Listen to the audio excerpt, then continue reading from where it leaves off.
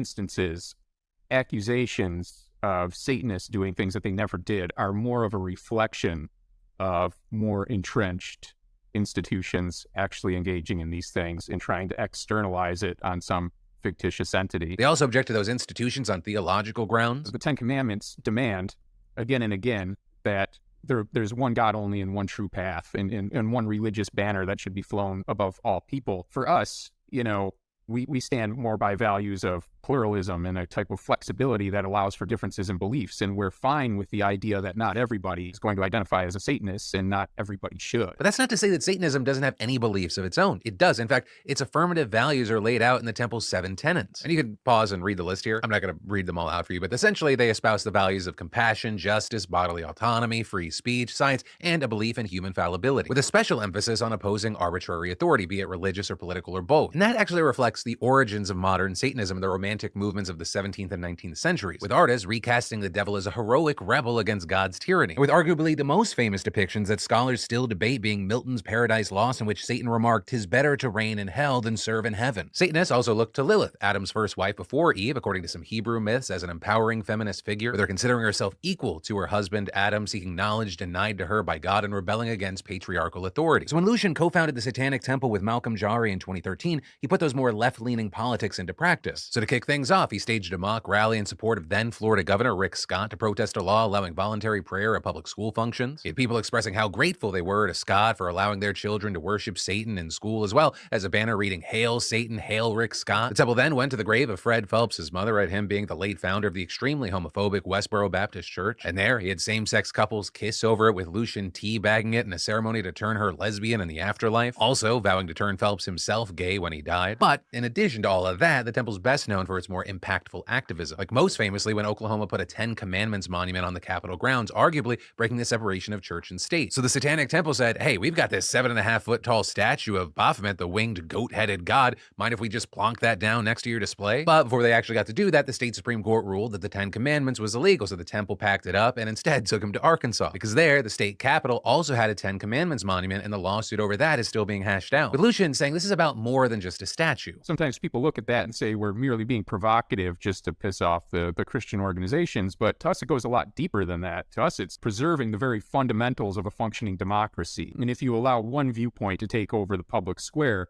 you have, in fact, given it the endorsement and the authority of government institutions. So to us, having that equal placement is no small thing, and it's not any bit of a laughing matter. So the temple has fought against religious favoritism wherever they see it. Or they've done things like responding to an evangelical group, distributing Bibles to students throughout a school district by handing out their own satanic coloring books, or countering evangelical after-school programs with their own after-school Satan clubs, as well as requesting to fly the satanic flag outside Boston City Hall alongside a Christian flag. Also asking to perform satanic invocations at city council meetings where Christian prayer typically opens the event.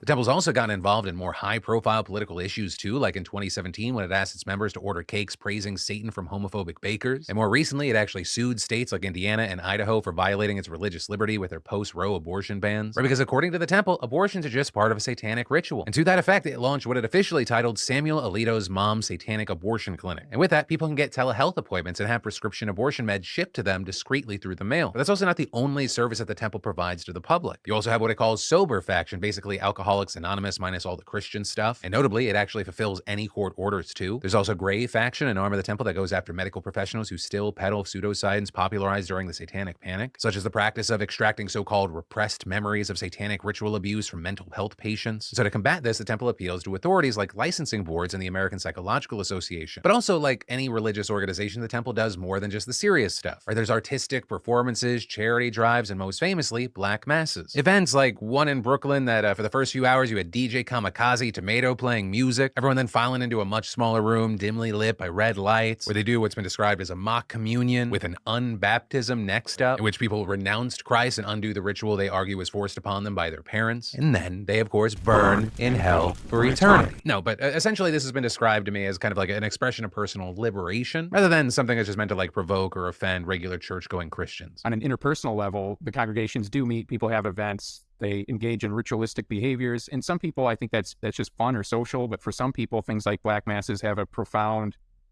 psychological function. At early phases of breaking yourself out of religion that's been impressed upon you and indoctrinated into you, engaging in that kind of blasphemous activity can be very liberating and personally empowering. And that catharsis he describes is arguably most important now because, as Lucian explains, even though the satanic panic of the 80s and 90s is typically viewed as existing only there within a certain time frame, it never really died. And that little cliffhanger is actually where I'm going to leave you, because we've got a part 2 to this story coming out soon. With that one going to be focused on experts who explore the history of moral panics, explain how we got where we are now, and see what all this reveals about us as humans and as Americans. So make sure you're subscribed so you do not miss that. And in the meantime, if you're interested in the Satanic Temple, it actually has over 700,000 members. You can be one of them. I'm not recruiting for them, but I'm letting you know. They even have a SatanCon 2023 coming up this April in Boston. But with all that, I'll now pass the question off to you. What are your thoughts here? And then, are you looking to level up your wardrobe with comfortable, stylish, yet affordable pieces built to last? Well, let me tell you about the fantastic sponsor of today's show, True Classic. True Classic is the premium men's brand for your everyday essentials like t-shirts, long sleeves, hoodies, activewear, and more. They offer 3-packs, 6-packs, even 9-packs with tons of color combinations to choose from. And I just love the simplicity of their pre-assembled outfits to make pairing and layering easier than ever. Yo, these tees are buttery, soft, super durable, and made with a tagless design for maximum comfort. I like that they fit you in all the right places, tighter fit in the arms and chest,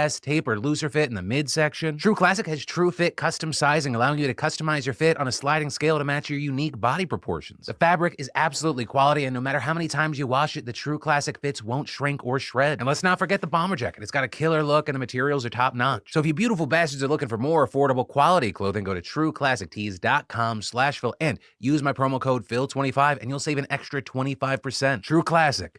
Anything but basic. And then, so as Gen Z started coming of age, they got the reputation of being these social media savants and political activists. And that makes absolute sense, as they've led massive movements like March for Our Lives and climate protests, and they're incredibly open about so many issues like even mental health. They're a generation that many believe stands for progress and change on a number of fronts. But as far as how did Gen Z manage to harness so much influence and what does it mean for our political landscape, it's a big question right now. And so that's why we talked to Mindy Romero, the founder and director of the Center for Inclusive Democracy at the University of Southern California, as well as Olivia Juliana, a 20-year-old activist from Texas who's the director of politics and governmental affairs of the nonprofit Gen Z for Change, who you also might recognize as being the absolute BAMF who raised over $2 million in abortion aid funds after Matt Gaetz body shamed her. And when she spoke, she made it clear that she thinks that her peers are largely a product of the world that they were raised in. They grew up during a recession while school shootings have plagued the nation, and most don't remember a time before 9/11. And on top of that, their lives were dominated by a tech boom, right? We went from computers to cell phones to smartphones at such a rapid rate during their childhood. So you combine the global trauma with the dawn of the digital age and you get Gen Z. And I think those two things side by side have kind of created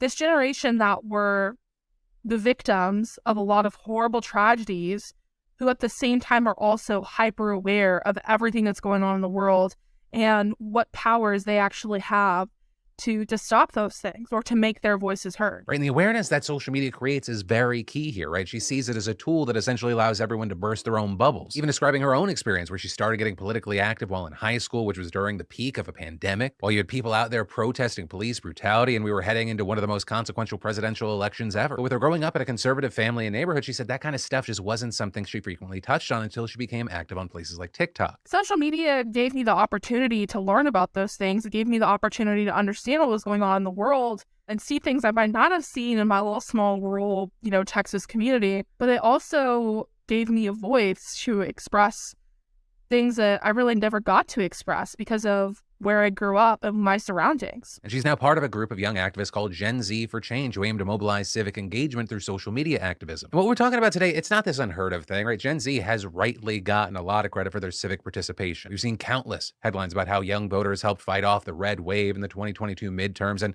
it's true, they did. Their votes helped swing key races, and turnout among young people was the second highest it's ever been for a midterm election in 30 years, with 27% of people under 30 casting ballots. But still, that's standout, right? Even though it's near record participation, it's still not super high. Right, according to the Pew Research Center, the overall turnout was at 45%, so young people fell quite a bit behind that. So Romero explained, we still need to see much higher turnout for young people.